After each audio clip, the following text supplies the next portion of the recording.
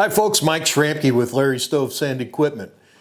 It is raining like crazy out, and I thought, and I've been wanting to do this for a while, I thought it'd be a good idea to make a video, and I'm going to entitle this one, The Best Way to Break Your Tractor, or at least keep it from performing correctly. After these many years of doing this, I see tractors in the shop and I hear, I talk to customers and, their tractor broke and what happened. And maybe we could go, you and I, maybe we could go through some stuff that other people have done and keep you from repeating the same mistake. And I think this would be a good opportunity. There are things that your tractor can do, and there's things that your tractor can't do, and sometimes the line gets blurred. And we all are guilty of using our tractors at occasionally 110% of their capability or 120% of their capability. And I'm not talking about fudging a little bit. If you've got a tractor that has a 40 horsepower at the PTO and you're using a rotary cutter that says it requires 42 horsepower at the PTO, I'm not talking about that. I'm talking about stuff that your tractor just flat wasn't designed to do in some cases. And in other cases, maintenance or lack of it, incorrect or improper or non-existent maintenance. I'd like to share with you some of the things we see here, and it's it's kind of for real. I'll start by just talking a little bit about the basic maintenance of your tractor. Your tractor came with owner's manuals. This one is for a DK10 SE series. And it came with a owner's manual that's a few hundred pages long. If you certainly got an owner's manual, or you certainly got a front loader, and the front loader also came with an owner's manual. This is for the KL5520, which goes on that tractor if it's an open station. And it seems hard to believe that there would be probably 100 pages of things to go over in the owner's manual for a front end loader. If you bought a backhoe, again, you got an owner's manual. These, sometimes you buy a product. I bought my wife just the other day for her greenhouse one of these oil radiator heaters. You see them, you plug them in and they take forever to heat up, but they put out radiant heat. You probably have one. She likes them for her greenhouse. Thing came with an owner's manual. I mean, I don't know, it's on and off, and then there's 3 settings. But it has an owner's manual. Did I read it? No, I threw that one away. But these are actually useful. So you want to read the owner's manual and to refer to it from time to time. There's silly stuff in here that'll drive you crazy. You have to get through all and it's important. I'm not saying it's not, but everybody always scans right through the safety part and stuff like that, and how to order a new decal if you lose the one that says danger crushing hazard, to get to the heart of the matter of what an owner's manual is for. But not just, how much oil goes in the engine of your tractor and what filter to use, but also do's and don'ts that are important, how often to maintain. I think a lot of people, especially folks that have not referred to their owner's manual, would be surprised at, first off, that everything is in there. I mean, every question you have about your tractor loader or backhoe is in the owner's manual. If you can't, call us, but it's in there. I bet a lot of people would be surprised to know that when it comes to lubricating the grease zerks, and tractors have bunches of grease zerks. There's a lot going on. Everything that's going on is heavy, and it's steel on steel. The tractor, I'm not talking about the backhoe or the loader, the tractor, the chassis, the the front knuckle on the front axle that pivots. It's called a pivot. The where the 3-point is, where the brake pedal is. There's several grease zerks, and they're all identified in here. Those need to be greased at 50 hours. Doesn't seem like very long, but 50 hours. But here's the really important thing. The moving parts on a tractor, that would be the entire loader and the entire backhoe. So every grease zerk on the loader and the backhoe, the bucket, where that pivots, there's a couple dozen of them, if tractor, loader, backhoe. Those get greased daily or 10 hours. If you use your tractor just an hour here or there or whatever, I like to tell people when you put fuel in it, you need to do the 10-hour zerks, which would be the loader and the backhoe. But if you're using your tractor cutting grass and running all day long or whatever, then it's daily. So 10 hours or daily, whichever is less. What happens on those big heavy parts, the working parts and the pivot points of the loader and the backhoe, is it's got a pin that's an inch and a half, 2 inches around, and I'm bad on engineering, believe me. I'm anyway. So you've got the big pin, and the stuff's going like this. If without grease, it's metal on metal, obviously. Well, the pin or the hole that the pin goes in wallows out, and that is an expensive repair. That is literally bore it out. You get a machine shop to cut a hole, on a lathe, cut a pin the same size, hammer it in there, weld it in there, and then drill it out again. It's you don't want to do that. You want to lubricate. The air cleaner. This one's kind of. I'm going to tell you, this one goes with a story. I have a customer that came in just about 3 days ago. It was one of the guys that I sold a tractor to, nice guy, and a DK5310 hydrostat, of course, because that's what a DK5310 is, and had an engine light on. Tractor had 280 hours. Now, I like engine lights, and anybody that is around these tractors likes engine lights, because without an engine light, you wouldn't know that something is wrong. So, pull it in the shop, lift the hood, yeah, it's got an engine light on, and before we even pull the code, first thing we do is we take the air cleaner cover off, and lo and behold, yeah, the filter was replaced and the engine light went out. That is just torturous. Think what you're doing to the tractor.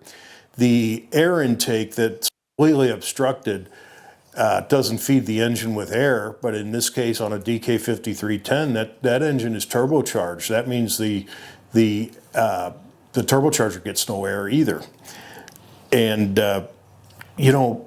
the air cleaner in the book, it says to check it every 10 hours.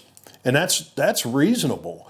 And if you're cutting or baling, or if you're consistently dragging a rock driveway, it's worth it to check it more often than that. They couldn't make it easier. Just 3 snap clips and pull it out, look at it, bang it on the ground a few times, look at it again, and put it back in.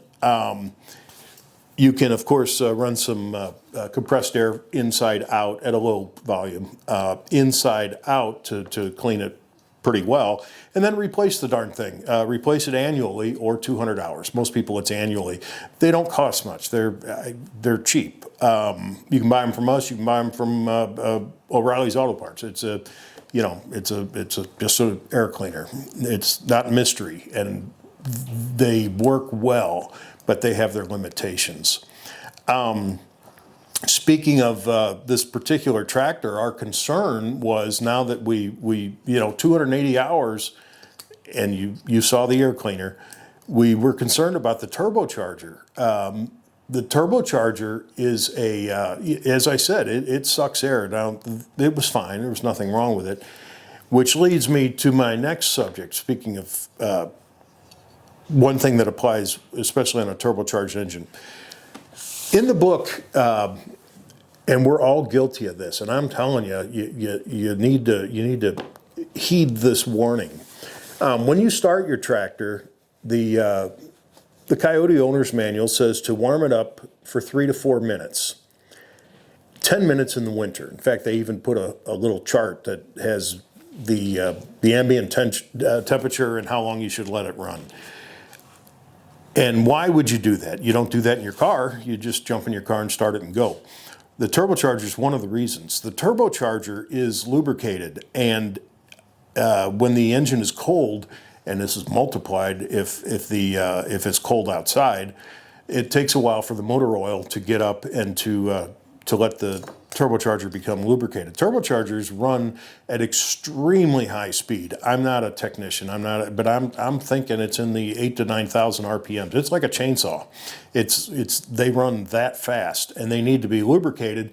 And they are lubricated with the pressure system of that the engine uses. So the warm-up is important for that reason. It's also important even if you don't have a turbocharged engine, if it's 40 horsepower or less.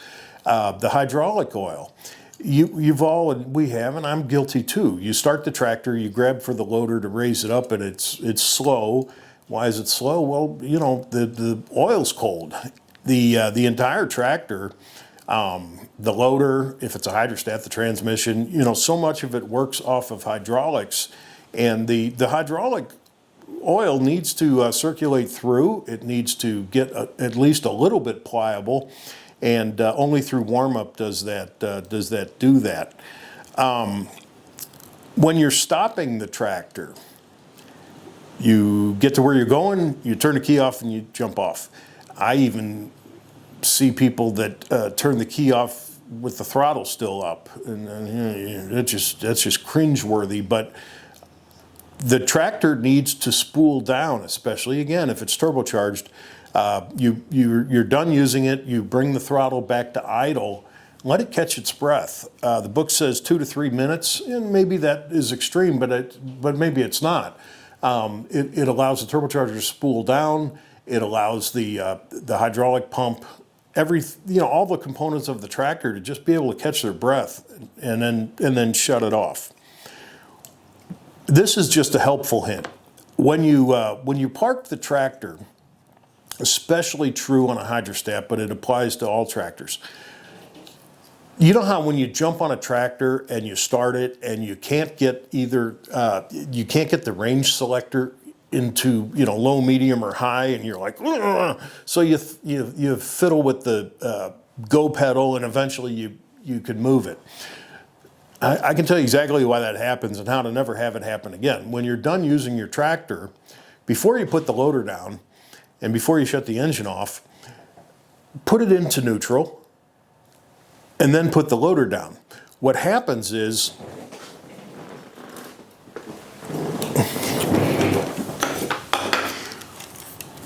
when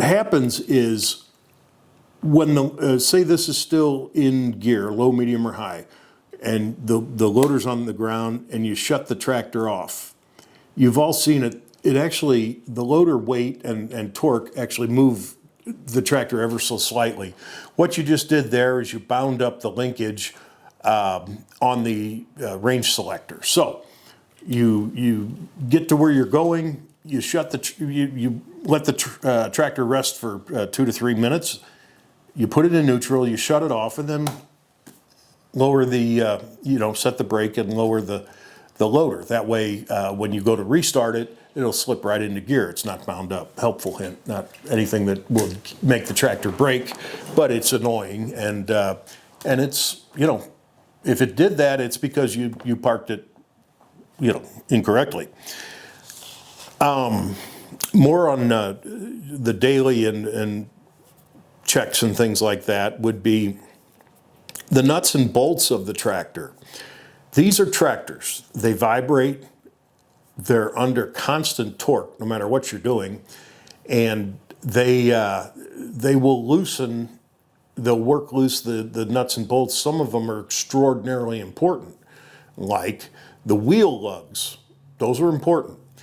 The other one that will jiggle eventually is the loader mount. The loader mount on the arms where it meets the undercarriage, the frame, the engine, of the tractor, the structure of the tractor. Those vibrate, everything vibrates. Everything on the tractor vibrates, and they will work loose. Another one that's notorious for working loose, that, you know, it's just nature of the beast, would be the turnbuckles on the lower 3-point links. So when you look at those, what happens is they loosen up, and then the turnbuckles fall off, and then you run over them with the rotary cutter or the tiller, and you're back buying another one. Those need to be tightened, and I'm not kidding about this. Those need to be tightened daily. They do. That's under a lot of stress and a lot of vibration. The nuts and bolts, the book recommends, and I do too, that you check them at 10 hours. And if you're going to skip anything, what you wouldn't want to skip is to check the torque on the loader bolts where the arms meet the chassis, and the lower 3-point turnbuckles. I'm not saying you should skip anything else, but if you had to skip something else, that, you know, you wouldn't want to skip that. Also, when you park your tractor, these are all things, by the way, that are maintenance. I haven't got into how to abuse a tractor yet, but these are all maintenance and daily checks, and 10-hour checks and things like that. Another thing we witness, we get to see a lot. You know, last year we sold 700 and something new tractors, and so we see what happens, and you know, and again, allow me to help you avoid some of this. If the tractor is stored for even the shortest of period, it could be a week, it certainly could be over winter, you'll want to check you'll want to lift the hood and look. Tractors are notorious havens for rats, mice, squirrels, chipmunks, and on and on. These, what happens is they'll build a nest in there, and when you go to start the tractor, if they hadn't chewed through the wires like rats do, the tractor will start and then catch fire and burn up, and it'll burn your barn up as well. At least one barn fire and total loss of a tractor happens every year. We see it at least once a year. There's no way to avoid it. You of course want to do rodent control in your barn and things like that, but if they have more than a few days to make a nest, they will. Wasps are another thing. Of course, they won't ruin the tractor, but John Lecter can tell you, one day we were at the county fair, and I wanted to display the tractor we took over there, so I lifted the hood, and bam, wasp nest got me. And that tractor had sat, well, for the week that it was at the county fair. It happens. So you'll want to check that. Talking about some of the things that can be done to a tractor that's just cruel and unusual punishment. And these all come from experience and witnessing and seeing tractors come back. You can, the thing that hangs on the front of your tractor is called a front end loader. It specifically is not called a digger, and it's not called a front end pry bar. It's called a front end loader, and I'm not scolding you. Please, as I said, everybody, me included, take the tractor to its limits and sometimes slightly beyond. But there are things that you could do that are just unreasonable. The tractor is made with the loader, is made to load stuff. So mulch, rocks, whatever, and you load. They have a capability of doing a very minimal amount of actual digging. I was doing a video the other day, and it'll say it in the owner's manual of the loader, what your loader is capable of digging below grade, meaning, get our handy dandy. Okay, we all know that we can back drag with a loader and we can scoop with a loader, but a loader can dig to a minimal slight degree. Most tractors, it's about 5 inches below grade. So if you were going to make a sidewalk, you could put the loader to the ground level square, increase just a couple of degrees and then start scraping this way, scooping, dumping, and slowly, meticulously, and without cruelty to the tractor, you can dig a trench. Not very deep, but you can work at it a little bit at a time and remove dirt enough to do, like I said, a sidewalk, or to do some leveling or something like that. You know, there's other equipment that's better suited and you know, less traumatic to the tractor. For example, a box scraper.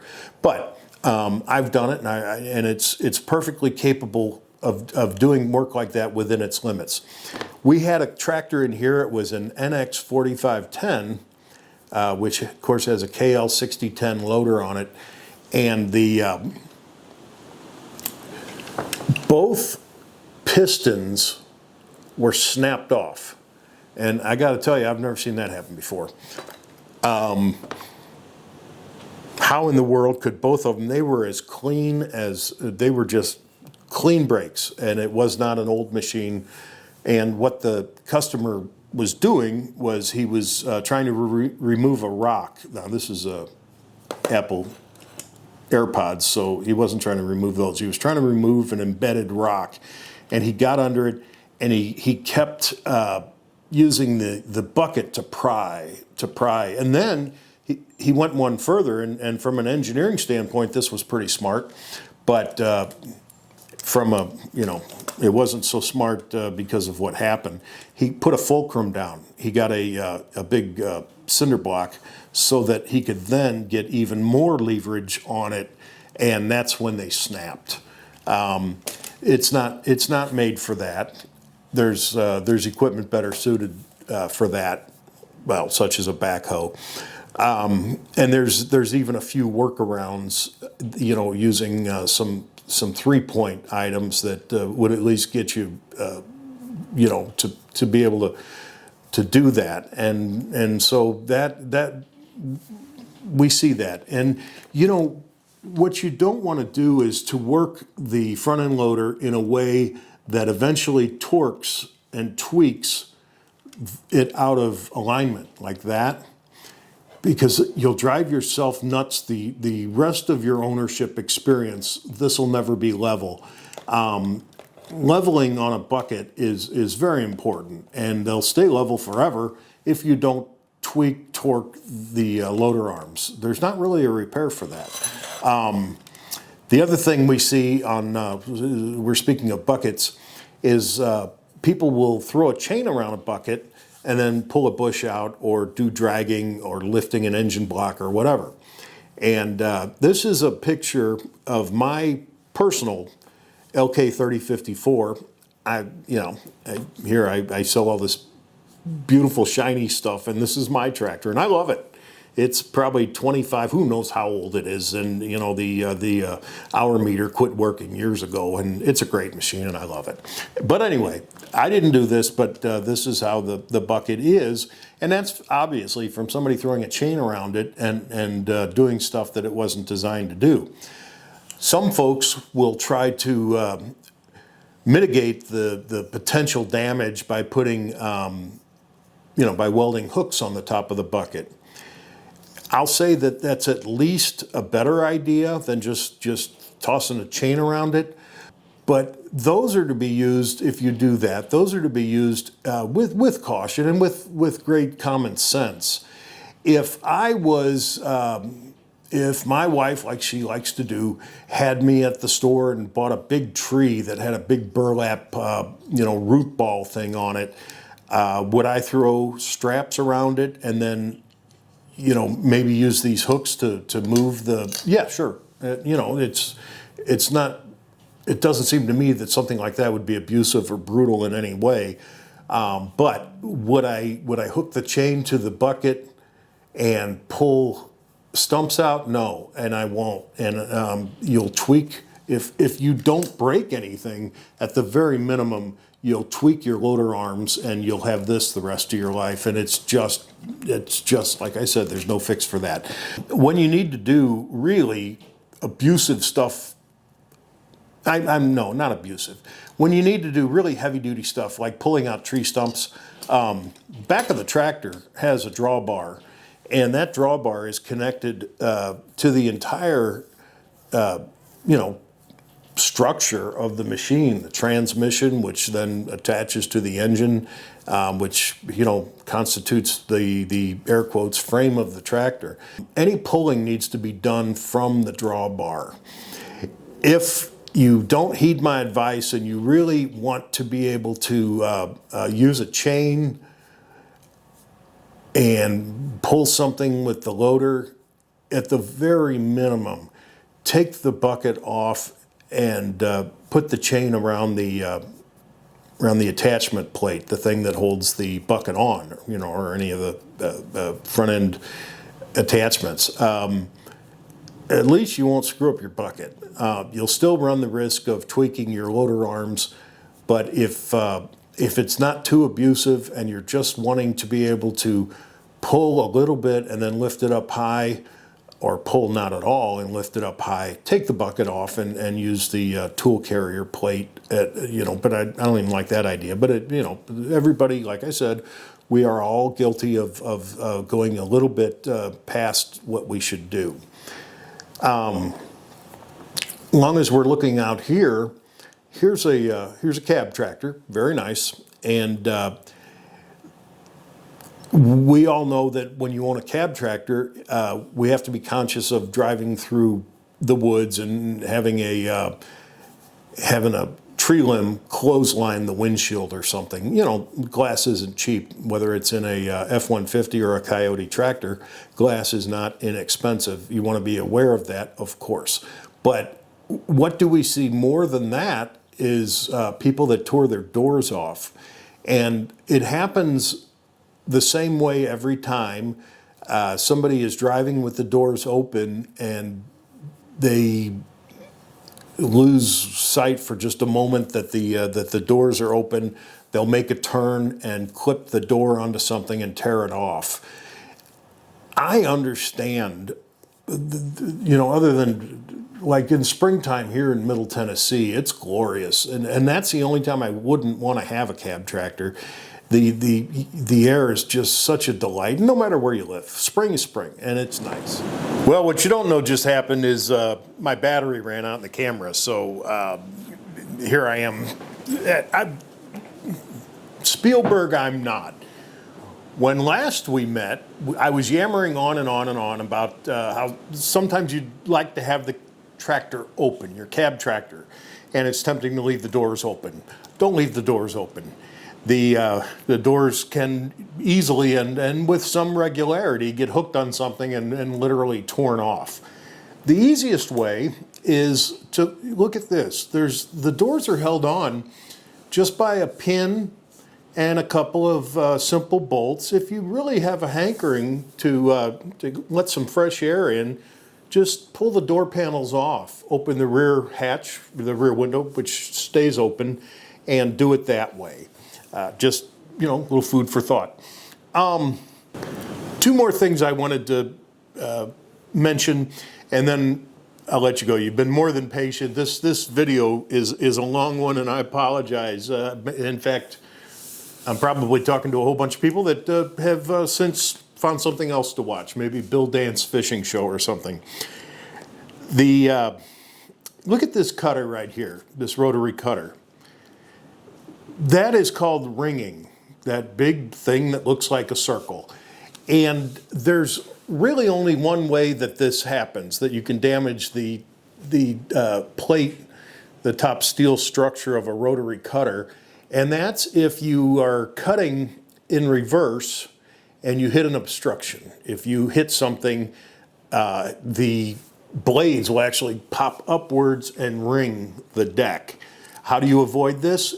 Well, first off, I did it because I didn't know any better. The first time I had it happen, I just simply didn't know any better. And I'd like to save you from having that happen. If you need to back up and then cut, like if you're wanting to back up a small embankment and do that, lift the cutter up, 3-point up, back up, set it down and pull forward. That way you won't run the risk of backing into an obstruction and ringing your deck on a fairly expensive rotary cutter. That's just a helpful hint. The last thing is your tractor was designed to last for decades, and it will. If you follow the suggestions and the maintenance in the books, the tractor will last for a very, very, very long time. So you want to keep it look nice. There is no law against washing a tractor, and that's mostly for aesthetics. But one thing you can do to really keep it up for a long time is to take a light machine oil like a WD-40 or sewing machine oil or clean motor oil, whatever, and use a rag and wipe down the metal parts of the tractor that are not finished. There are a lot of places on the tractor that have no paint, such as some of the hardware. It's in most cases it's stainless steel, and it won't rust per se, but it'll tarnish and it'll look unsightly. If you really want to keep the tractor looking nice, because once you get any kind of degradation to the metal, there's not much you can do about it, so you just learn to accept it. Or you can not have it happen in the first place and give it a wipe down with some oil, just like you would, Grandpa's old Winchester Model 12 shotgun. A light coating of oil goes a long way. I want your tractor, whether you bought it for me or regardless of the brand, whatever. I want your tractor to be safe. I want it to operate within its limits. I want you to be happy. Tractor, there's something special about operating a tractor, especially folks like me that have a normal job, and it's not, I don't make a living on the seat of my tractor. I'm not a farmer, but man, when I have the time, I love to go out and put some mud on the tires, as they say, and I'm sure a lot of you do too. So I hope some of this will help you understand of what the tractor's capable of and how to best care for it, and some situations that you might want to avoid. Enjoy your tractor. If you have any questions, and again, always, whether you bought it from us or not, doesn't matter. If we can help, if we can answer a question, whatever, let us know. You can give us a call at 615-205-2613, 615-205-2613.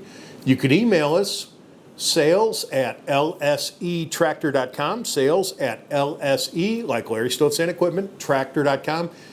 Obviously, if you need service, just service@lsetractor.com. We're here to help, and tractor ownership is something special, and I hope you're enjoying yours. Thank you for watching my video.